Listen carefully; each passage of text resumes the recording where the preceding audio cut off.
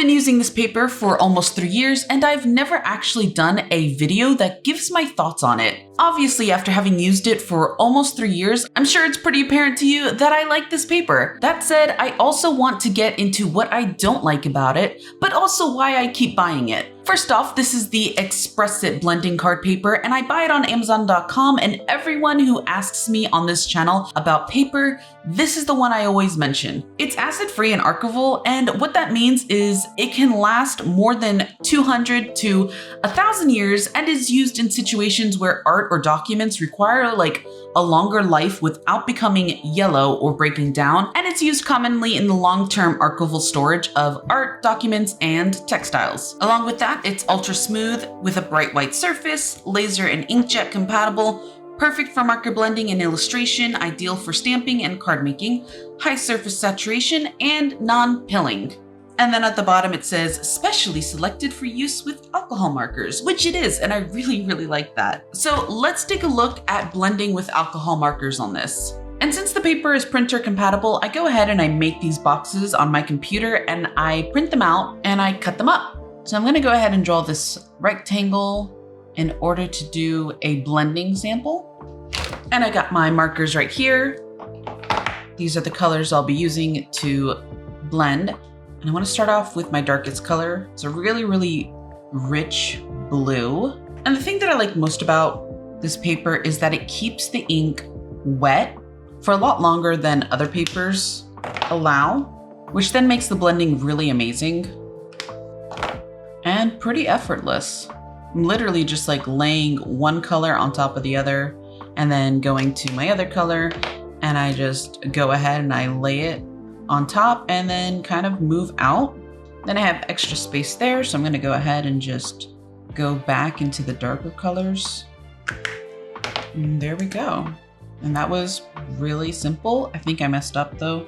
No, I didn't actually. Just felt like I messed up. It felt like I went to my darkest color and skipped over a transitional color, which is pretty important because if you go from super light to super dark, then you're gonna have trouble blending. And that's that. The next thing is just how smooth everything glides. Mostly because this paper has like no tooth to it. And it's just super nice to have the ink just flow so smoothly right on the surface. Okay, so let's get into some actual coloring. And so this first piece is a character that I drew up on my iPad using the program Procreate, and she's actually my current Gaia Online avatar. I don't play as much as I used to on that site, but I do admit that I love going on there and creating avatars because the item selection is so limitless. There's just so many different kinds of items you can get your avatar and dress them up as, and I like doing it because it gives me a lot of inspiration towards making OCs. So besides the fact that the paper is very smooth and allows for really good blending due to keeping the inks wet, it's also really bright white, which is really great because that's what helps the colors look super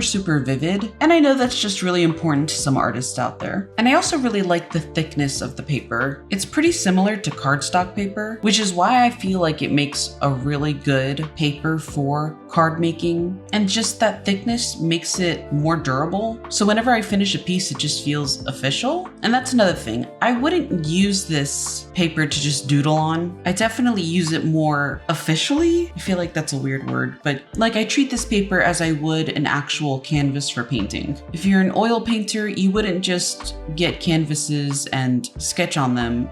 You would sketch out your ideas and then of course paint up the final piece on your actual canvas. I also feel like the feathering out isn't too bad either. And feathering just refers to how the ink spreads when you color. I've also heard some artists refer to this as like the bleeding out. So I'm not 100% sure what the exact phrase is, but basically it just refers to when you color in an area, say a circle, does the ink bleed beyond the circle even though you're not coloring outside of the circle? And that's usually always an issue with the paper. And so I definitely notice a lot of feathering or bleeding out happens most when I'm using paper similar to like sketchbooks and stuff. Like for instance, it happens a bit on my Ohuhu sketchbooks, and it happens a bit even on my Render Crescent sketchbook. And then there's bleed through. A lot of artists don't quite like bleed through, which is different than bleeding out. So basically bleed through refers to how much the marker soaks through the paper and stains the other side. And this is kind of where paper thickness comes in as well. The thicker the paper, the less bleed through you'll have. I personally don't find the bleed through to be that bad. Of course, it does happen. And I'd say it happens about after 3 coats of marker ink in one area, which really isn't that bad. Usually on some papers, it doesn't take much for bleed through to happen, and then kind of happens a lot in sketchbook paper. It definitely happens in my Ohuhu sketchbook. Not my Render sketchbook though, but that's because the Crescent Render has some sort of film or lining or something in the paper itself that just stops it. Because I don't think it has to do with actual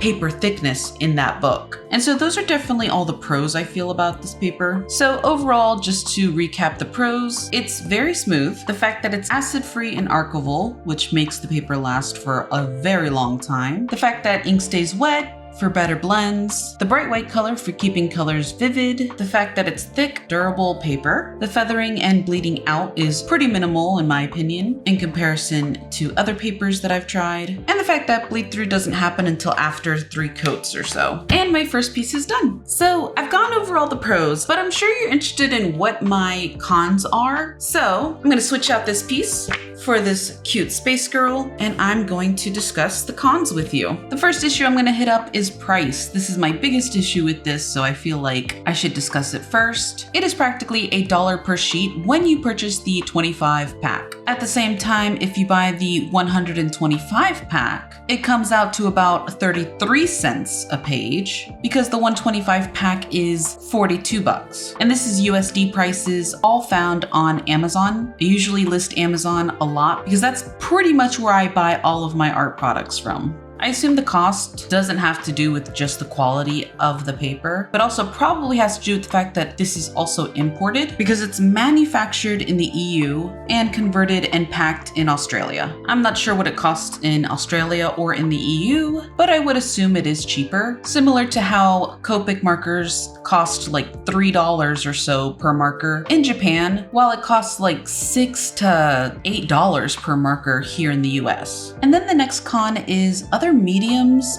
don't really work all that well on it. Colored pencils, for example, don't do all that great because the surface is so smooth, which is perfect for markers, but it's terrible for colored pencils because there's no real tooth for the colored pencils to like latch onto, so it ends up looking waxy when you're coloring really hard and trying to get a good blend. So it just doesn't look all that good at all, and really just doesn't work in the end. I would say you could probably put a little bit of colored pencil on it, but you can't put layers and you can't exactly get that blend. And so that might be an issue for you, or it might not. I mention that because I know a lot of alcohol marker artists like to mix with colored pencils. So if you're one of those, I don't think this paper would be the best of choices. Another medium it doesn't do really well with is water-based markers. You can use them, but if you're using something like the Tombow markers, which are known also for being blendable, you might not be able to achieve that blending effect, mostly because good blends with the Tombows require water and a lot of it. Like, you can blend it straight with just the markers, but you'll probably have to go back and forth over again and again and again with it. And when you start doing that, you'll notice that the nibs will start eating the paper up. Depending on how much water is being used, the paper might start buckling. So 1 or 2 passes may be fine with water-based markers, but when you start layering to 3 or 4, you're gonna notice some damage to the paper. So I would say this paper isn't completely compatible with them. So of course, since water-based markers aren't all that compatible with it, watercolors aren't either. And again, just mentioning that because I know that there are artists who like to mix alcohol markers together with their watercolors. And then my last con is the speckling. I'm not completely sure if this is related just to this brand of paper. So far, I haven't noticed it on other papers like the Ohuhu marker paper or the Crescent render paper. But what I'm referring to is, for some reason, whenever you color in an area, there's like this odd speckling that happens. And it's not completely noticeable. Like on camera, I highly doubt you can see any speckling going on, but it's there. I wonder if I could catch it on camera though. Let me see. Probably just bring this up a lot closer maybe, and then focus it a bit better. I'm not sure. I'm not sure if it can be seen. Maybe if I go closer. Okay, I feel like I'm kind of capturing it. I'm having to hold it by hand and like just try my best to show you, but it's kind of happening around the face area. You can see like these kind of like flecks of just discoloration a little bit. At least I think you can, if the camera's capturing it. I guess we'll see. But so anyways, as you can tell, it's not hugely noticeable unless you're like zooming in like I just did. And even though it's not incredibly noticeable, I know it does bother some artists. So I mention it because in the beginning, it also bothered me a bit. I feel it's most noticeable when you take like photos of your finished pieces, or if you scan your finished pieces. For some reason, it gets even more highlighted, these little speckles. But I've seen artists treat it as like a texturing thing, like some artists enjoy the look of texture that it gives. But I list it as a con because I feel like more artists would appreciate it if it weren't a thing. But I suppose this con relies more on personal taste. And so those are my cons. And if they came out a little harsh, that's not my intention. I want to make sure that I'm not disillusioning any artists out there, because this is a question I get asked a lot. What paper do I use? What paper do I recommend? So I always want to make sure I'm honest, especially when it comes to the kind of products that I use, because I know that impressionable artists, especially young artists or beginning artists, are more likely to buy product that their favorite artists recommend. And just because I'm saying, hey, this is what I use and this is what I like, doesn't mean that you must buy that same exact product, because it's all about what works for you in the end. So for me, despite the cons I listed, the pros outweigh those issues for me because of my own process of how I go about using my alcohol markers. And that's why I continued to buy this. Because yeah, the price does irk me, but if I'm being honest, it's still a product that I can afford, so I don't mind. And the fact that other mediums can't quite be mixed effectively doesn't bother me either, because I don't usually mix my alcohol marker coloring with other mediums. Or for the times that I do, I use different paper just for that piece. And then finally, like I said, the speckling used to bother me, but now it doesn't. I don't really mind either way, because in my opinion, it's not incredibly noticeable. You'll also notice I haven't really talked a lot about comparison paper. I have talked about the Ohuhu Sketchbook paper and the Render Crescent Sketchbook, but I haven't talked about cardstock paper as far as comparisons go. And that's just because I haven't really used cardstock paper. So do I recommend this paper? Yeah, I do. Especially if the cons that I've listed don't bother you either. And I'm done with this piece. So I hope you all enjoyed my thoughts on this paper. I do hope to review more paper, like I said, the cardstock. But if this helped you out, make sure to leave a like, comment, and of course, subscribe to see more reviews, challenges, and other art-related content. And I'll see you all next time. Bye!